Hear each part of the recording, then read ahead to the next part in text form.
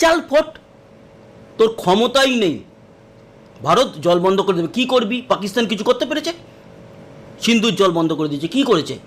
2026 সালে সেই যে ট্রিটিতে সাইন হয়েছিল তার শেষ বছর, এবার আর নয়, আর নয়, 15,000 কিউসেক জল ছাড়তে হবে বাংলাদেশকে, আর শুকিয়ে মরবে আমাদের হুগলি নদী।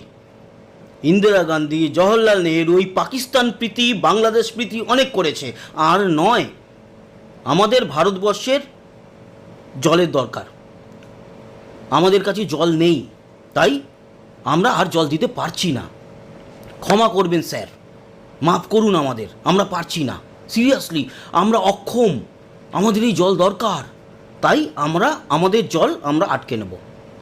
টিটিতে যেটা লেখা থাকে যে উচ্চ জায়গা থেকে যেই জল নিম্ন জায়গায় আসবে